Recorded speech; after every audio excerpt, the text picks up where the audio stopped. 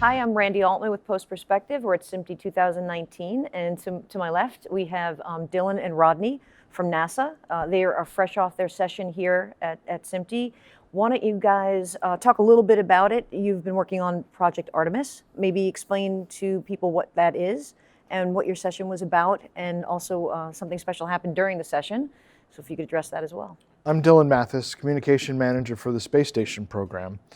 And my job is to tell anyone and everyone about Space Station. Space Station is really a stepping stone to Artemis. It's where we're learning the things that will help us go back to the moon and eventually to Mars.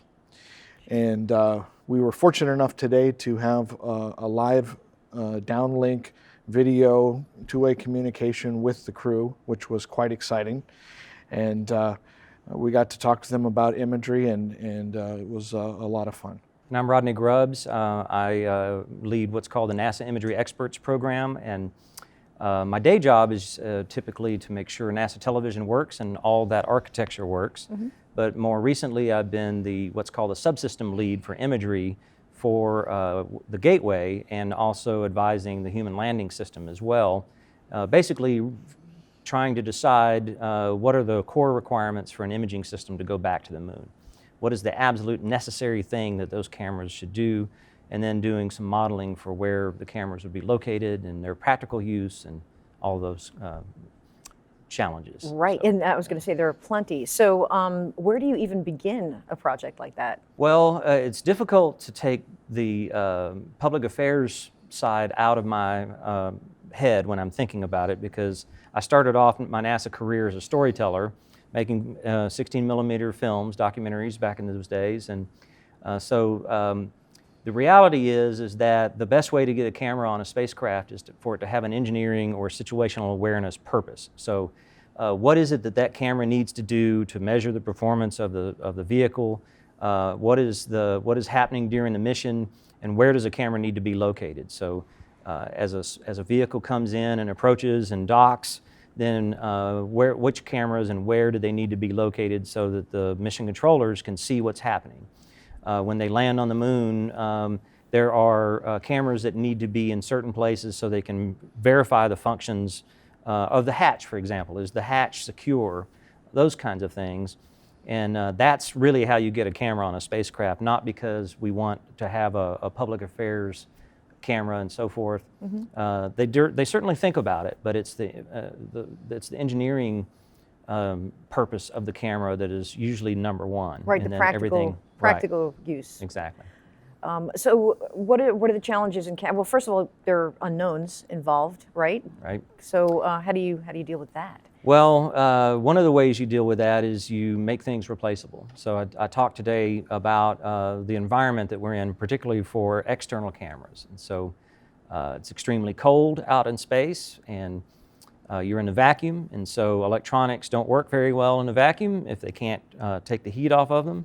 And modern cameras today can get very, very hot, and so they'll just literally burn up. And so you've got to figure out how you dissipate that heat.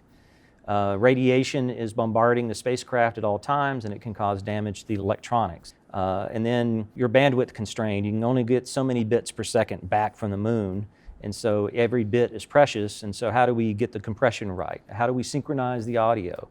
I would like for the cameras to all know where they are and have a timestamp so that we can synchronize everything later. So there's a lot of things that you really have to think about. It's a whole lot more than let's just put a camera here and point it there. It's also really dark in space. So how do you deal with capturing images in such a dark environment? Well, and that's you want a camera that has high dynamic range. It's capable of HDR.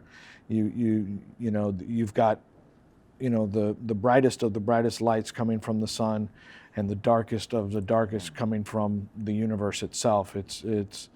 Astronauts have described the blackness of space as a darker black than they've ever seen on Earth ever. Yeah, the conspiracists who try to use the images from the moon to prove that it was faked or a set, one of the things they talk about is the lack of stars in the imagery. But it's very difficult to shoot the moon from the Earth at night, right? It's pretty bright. Mm-hmm. Well, if you're shooting on the moon, you're going to be irised down quite a bit. And when you're irised down quite a bit, the likelihood of getting the starlight captured on that film is pretty minimal, right? So talk about HDR. That's the ultimate HDR scene to try to capture is on the surface of the moon. So yeah, high dynamic range would be a very valuable tool for sure. Now, speaking of HDR and your relationship with SMPTE, how are you guys working together? Well, for one thing, counting on SMPTE to have the standards ready to go because we didn't know we were going to have a boots on the moon mission in 5 years until March when the president announced that that was the goal. And so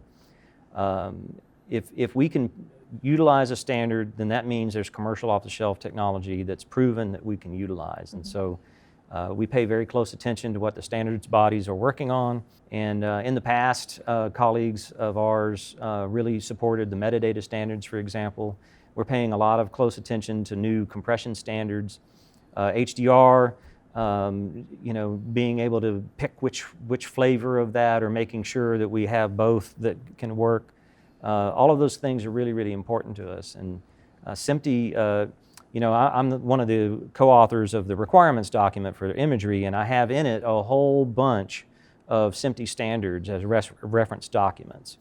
And I'm a member of something called the Consultative Committee for Space Data Systems, and it's all of the space agencies that get together and work on interoperability standards. And we wrote the first ever video standard for spacecraft, and it references a whole slew of SMPTE standards as well. So it's critically important for us to be able to take advantage of that because otherwise we've got to invent it and we don't have the time and money to invent it. What haven't I asked that you feel is important that we need to share with the viewers? One of the important things is, you know, NASA teams with different external entities because we're not innately storytellers, and we want to take the public along for the ride so that they can try to experience as best they possibly can without being there what it's like to live and work in space. Yeah. Yeah, I don't think I can beat that. That's perfect. That's pretty cool. Yeah. Well, guys, thank you so much for stopping by. Well, thanks for Dylan, having us. Rodney, This has been a pleasure. I appreciate it. Randy Altman, Post Perspective, SMPTE 2019.